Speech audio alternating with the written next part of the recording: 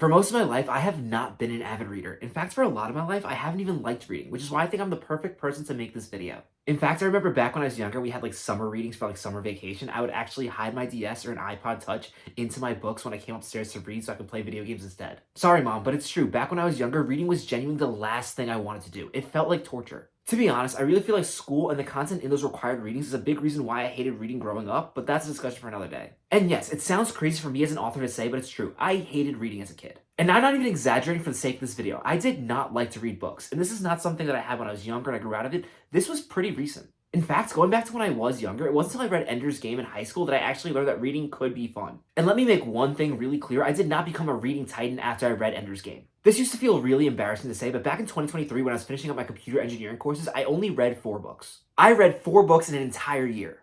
And for a while, that was really hard to admit because I was afraid what people would think. Let's be perfectly honest, there are a lot of people in the book community that have negative opinions about people who don't read a lot. It's even worse in the author community where people will question whether or not you're serious as an author if you don't read a lot. I actually made a post about this 2 years ago talking about how I wasn't really passionate about reading, but I was super passionate about my own writing, and people completely bashed me. And for the record, while my viewpoint on reading has completely changed since then, I still stand by my point that you can write a book without reading a lot. In fact, I will say, since I've gotten back into reading, I have felt a bit more inspired, but my voice in my writing really has not changed all that much. So no, you don't have to be a prolific reader to be an author. You have to write a lot to be an author. That being said, I think there are a lot of incredible benefits to reading, including the fact that it's the second best way to learn how to write a book, behind actually writing one.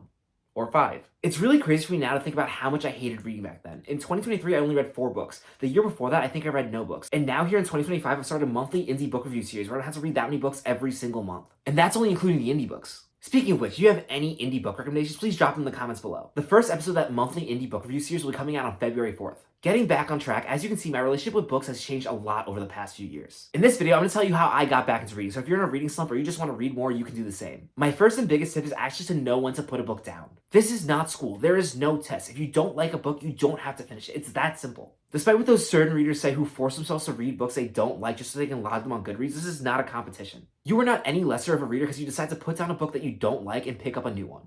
And don't feel bad for not finishing the book. As an author, it's our responsibility to hook you at the beginning of the story. If we don't do that, it's on us. Seriously, if you're not enjoying a book, put it down and read something else. If you weren't enjoying a video game, would you play the entire thing or would you play a different game? Also, if a book is good but it's just not working for you in the moment, it's still okay to put it down and pick up something else. Just because you put a book down doesn't mean you can't circle back to it later. This actually leads right into my second tip, which is pick beginner-friendly books. This is especially relevant to readers like me who love sci-fi. Sci-fi is an amazing genre, but there are a lot of brutally complex sci-fi books out there. I recommend when you're getting back into reading that you read books that are easy to read both in context and length. Getting back into reading is a lot like getting back into exercising. If you try to start by running a 5K, you're probably going to throw up. For example, when I first started trying to get back into reading in 2023, I started with Hyperion.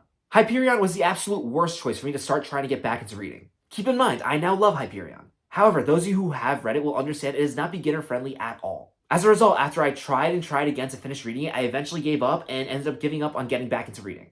Eventually, I tried again with The Martian, and that worked brilliantly. And on a side note, if you're looking for a shorter read to get back into sci-fi, or you're looking to try out sci-fi, I highly recommend The Murderbot Diaries. Speaking of building your way up, my third tip is to read short stories. The really cool thing about reading short stories when it comes to getting back into reading is you can read them in one session. And again, if you don't like a short story, just move on to the next one. There are plenty of amazing books of short stories out there, or you can actually find them free to read on Readsy. My personal favorite short story is The Telltale Heart by Edgar Allan Poe. Reading short stories is a great way to build up your reading endurance and also get the satisfaction of finishing reading something without the time commitment of a book. Speaking of time, my fourth tip is to find reading time that works for you. On top of not loving reading at the time, I think one of the big reasons I didn't read a lot in college is I did not have the time.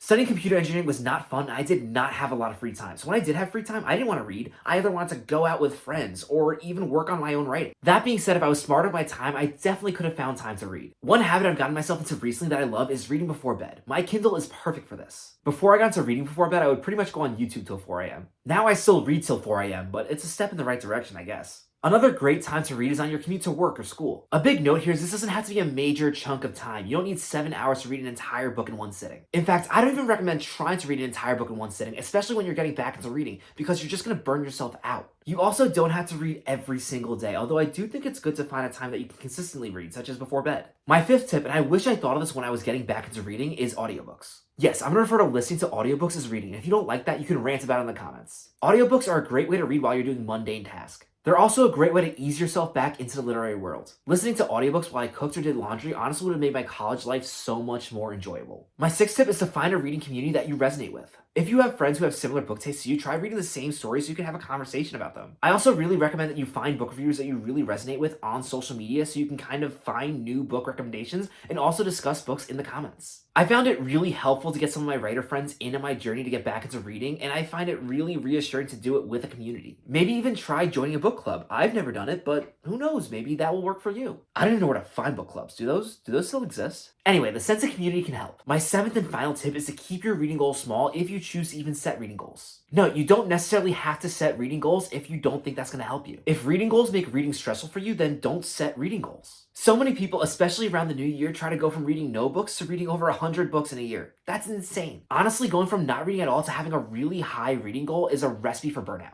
I personally find reading goals to be really helpful to motivate myself to read more, but you gotta be reasonable. For example, if you read no books last year, maybe shoot for 15. Or honestly, even better, set goals like read 15 minutes a day, 5 days a week. Remember, reading is supposed to be fun. It's not a contest. If you read no books last year, that's perfectly okay. I think unfortunately some people in the book community have this opinion that people who don't read as much as them are less intelligent, and that's not true. I'm gonna be really honest here. A lot of times I prefer a story-based video game or even writing my own story over reading a book.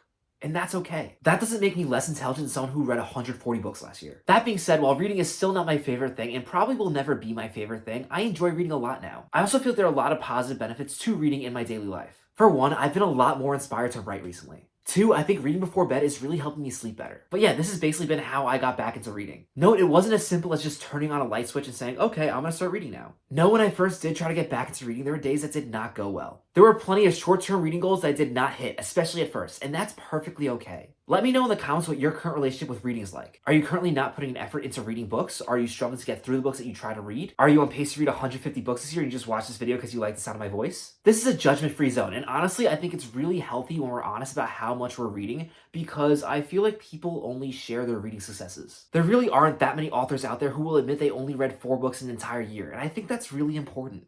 People brag on social media. It's what they do. We're not all 100 book reading machines. That's pretty much all I have to say. Be sure to like this video, subscribe to my channel. It really helps me out. See you in the next video.